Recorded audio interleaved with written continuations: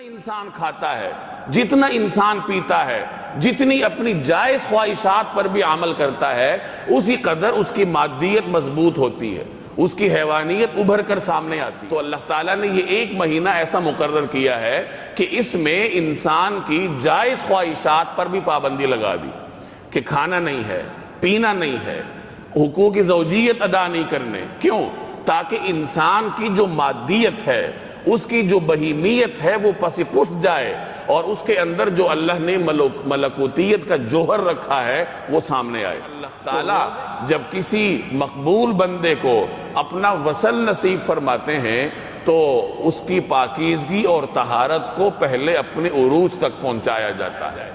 مادیت ابھرتی ہے خواہشات پر عمل کرنے سے، کھایا جائے، پیا جائے، حلال ہی کیوں نہ ہو۔ جتنا انسان کھاتا ہے، جتنا انسان پیتا ہے، جتنی اپنی جائز خواہشات پر بھی عمل کرتا ہے، اسی قدر اس کی مادیت مضبوط ہوتی ہے، اس کی حیوانیت ابھر کر سامنے آتی ہے، اور جس قدر خواہشات کو دبایا جائے اسی قدر انسان کی بہیمیت، اس کی حیوانیت پس پشت جاتی ہے، اور اس کی ملکوتیت اور اس کی روحانیت ابھر کے سامنے آتی۔ تو اللہ تعالیٰ نے یہ ایک مہینہ ایسا مقرر کیا ہے کہ اس میں انسان کی جائز خواہشات پر بھی پابندی لگا دی کہ کھانا نہیں ہے، پینا نہیں ہے، حقوق زوجیت ادا نہیں کرنے۔ کیوں؟ تاکہ انسان کی جو مادیت ہے، اس کی جو بہیمیت ہے وہ پس پشت جائے، اور اس کے اندر جو اللہ نے ملکوتیت کا جوہر رکھا ہے وہ سامنے آئے۔ تو روزے کا جو دن ہوتا ہے یہ تخلیہ کے لیے ہوتا ہے۔ اس میں انسان اپنے زنگ کو دور کرتا ہے، اپنے میل کچیل کو باہر نکالتا ہے، اپنے مادے کی تہوں کو چیر کر اپنی روح تک رسائی کی کوشش کرتا ہے۔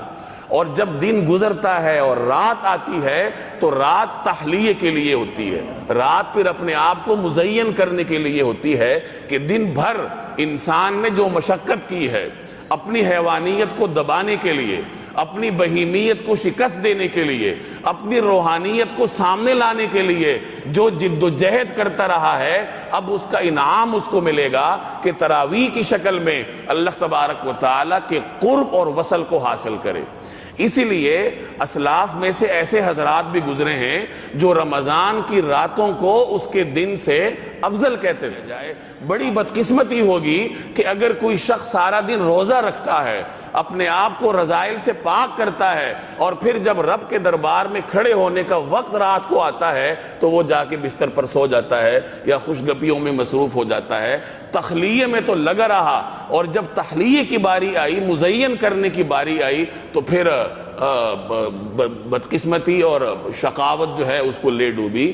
تو یہ بدقسمتی کی بات ہے۔ رمضان کے دنوں میں روزہ رکھا جاتا ہے، اور اس کی راتوں میں اللہ تبارک و تعالیٰ کا قرب حاصل کیا جاتا ہے، اور جو آدمی یہ دونوں سعادتیں اپنے دامن میں سمیٹے وہ پھر کہہ سکتا ہے کہ رمضان المبارک کے مہینے کا جو مقصد اللہ نے بیان کیا، لعلکم تتقون، وہ مقصد میں نے حاصل کر لیا۔